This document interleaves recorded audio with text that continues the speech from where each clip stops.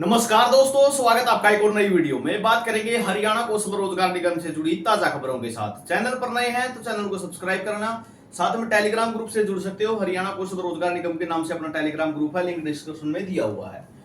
तो बात करेंगे हरियाणा कौशल की जो मुख्य खबरें हैं, क्या कुछ जो है हरियाणा कौशल रोजगार निगम के तहत कर्मचारियों के साथ चला हुआ है। तो ठेका कर्मियों को एचकेआरएन में जाने से सालाना 41 लाख बचेंगे।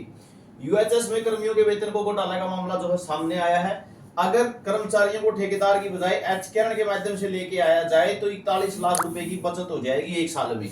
यानी जो ठेकेदार बीच में कमीशन बिठाते हैं वो बच जाएगा। तो यहाँ पे आप देख सकते हैं स्वास्थ्य विभाग विश्वविद्यालय यूएचएस में कर्मचारियों के वेतन घोटाले में नया खुलासा सामने आया है। यहाँ पे जो है 1271 कर्मचारी लगे हुए हैं, जिसमें 962 बैरर और 55 डाटा एंट्री ऑपरेटर के जो है रुपए दिए जाते हैं और 254 मिसलीनियस कर्मचारी लगे हुए हैं। तो जो कुलपति है यहाँ के, उन्होंने बताया कि ठेके के तहत काम कर रहे कर्मचारियों को एचकेआरएन में लिया जाना चाहिए। इस संबंध में वीवी ने डीएमआरआई को, जो डीएमआर है, उनको भी जो है एचकेआरएन पोर्टल खोलने की अपील की है। इससे वीवी को जो है 3,45,000 मासिक फायदा होगा, यानी लगभग साल में 41 लाख रुपए का फायदा होगा। क्यों? ठेकेदारों के तहत जो है उन्हें समस्या का सामना करना पड़ रहा है। ठेकेदार समय पर सैलरी नहीं देते, तो जो है इसको स्वास्थ्य विज्ञान विश्वविद्यालय जो, उसको भी इस चीज का समस्या का सामना करना पड़ता है, कर्मचारियों को भी समस्या का सामना करना पड़ता है। बीच में ठेकेदार जो है अपना कमीशन अलग रखते हैं, कर्मचारी की सैलरी कुछ होती है, मिलती कुछ है। तो जो कुलपति हैं उन्होंने, एच के अग्रवाल, उन्होंने जो है लिखा है कि जो पोर्टल है वो खोला जाए ताकि एचकेआरएन के अंदर इन कर्मचारियों को पोर्ट किया जाए। अगली खबर जो रहेगी वो रहेगी एनएचएम कर्मचारियों से जुड़ी हुई। एनएचएम कर्मचारी बोले न वेतन समय पर मिल रहा है, न वादे पूरे, कैसे वे अपना घर चलाएंगे।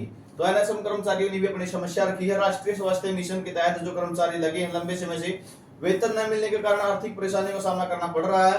रविवार को झज्जर आए पर्यटन एवं सहकारिता मंत्री डॉक्टर अरविंद शर्मा के सामने इन्होंने अपनी ज्ञापन दिया है।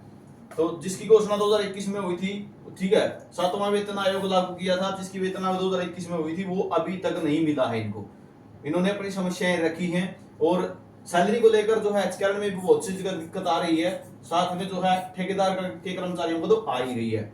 इन्होंने कहा सरकार ने 5,000 रुपए का सम्मान राशि दी थी, लेकिन अब तक वही कर्मचारी अपने हक के लिए दर दर भटक रहे हैं। मंत्री बोले मैं 30 मई के कार्यक्रम के बाद सीएम से जो है बात करूंगा।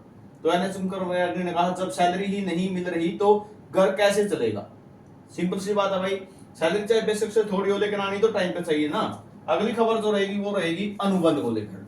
तो डीपीआर हरियाणा की तरफ से भी ट्वीट किया गया था और यहाँ पे भी आप देख सकते हो जो ऑफिशियल लेटर है मुख्य सचिव की तरफ से जारी हुआ था, ठीक है, कि आपका अनुबंध जो है 30 जून 2025 तक बढ़ाया जाता है। ठीक है, ये 30 जून 2025 तक जो बढ़ाया गया है, एक तो 14,000 के जो लगभग कर्मचारी पब्लिक हेल्थ के हैं, बार बार वो कमेंट करते हैं, उनको बता देता हूं, चाहे जो अन्य कर्मचारी हैं, ये जो लेटर जारी हुआ ये सभी के लिए हुआ, चाहे आप डिपार्टमेंट में हो, बोर्ड में हो, कॉर्पोरेशन में हो। ठीक है, यहाँ पे आप देख सकते हैं जो डीपीआर हरियाणा की तरफ से ट्वीट किया गया है। हरियाणा सरकार ने विभिन्न विभागों में, बोर्डों में और निगमों में आदि द्वारा आउटसोर्सिंग पॉलिसी के भाग 2 के अंतर्गत नियोजित कर्मचारियों के अनुबंध अवधि को एक मुश्त 30 जून तक बढ़ाया गया है।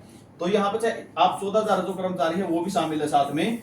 समस्या क्या आ रही है, अब बात ये है सोचने की कि 30 जून के बाद क्या होगा। ठीक है, अभी तो आपको मैं बता दूं 1 अप्रैल की जो सैलरी रुकी हुई थी आपकी 1 अप्रैल 2025 से, ठीक है, वो भी आ जाएगी, कोई दिक्कत नहीं है। Chief secretary government of Haryana की तरफ से आदेश हो चुके हैं, एचकेआरएन को भी आदेश दे दिए हैं। ठीक है, एचकेआरएन की तरफ से भी लेटर जारी हो चुका है। तो 30 जून तक सैलरी की तो कोई समस्या नहीं। 30 जून के बाद जो 80-18 लेटर है, लेटर नंबर जो 80-18 है, उसके तहत ही कर्मचारी को रखा जाएगा। समस्या ज्यों की त्यों अभी तक बनी हुई है, मैं आपको पहले बता देता हूं। ठीक है, जून के बाद फिर अनुबंध को लेकर समस्याएं खड़ी होंगी। तो मैं पहले ही आपको अवगत करा रहा हूं कि समस्या ज्यों की त्यों बनी हुई है। सारा लफड़ा किसका है?